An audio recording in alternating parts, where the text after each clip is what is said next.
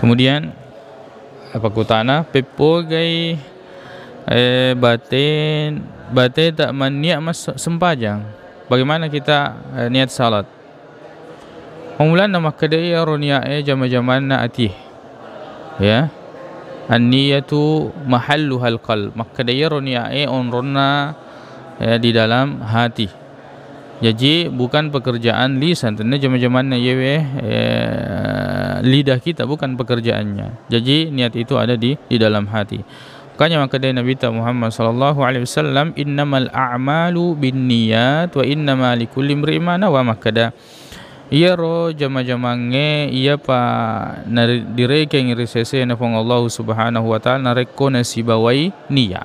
Na ia tungka-tungka rupa tawe naruntui sesuai dengan apa yang dia niatkan. Jadi ia ro niya jama-jaman na atie de nalesuangi lillah, ya.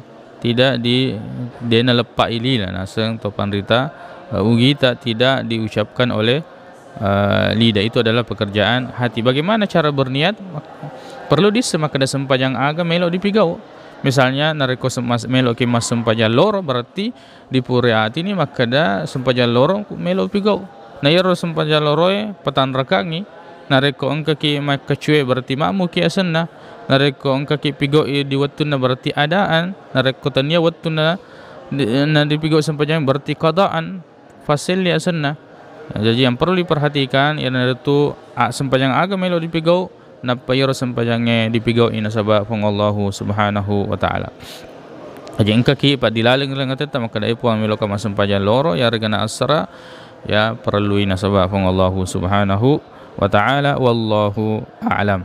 Nasaba nareko melo ki mapala maning ini ana sempajangnya terutama yoro direke nareko napi mata mak seleng itu akan menjadi sesuatu yang sulit, padahal ya ronia jama-jaman na atiye. Wallahu a'lam.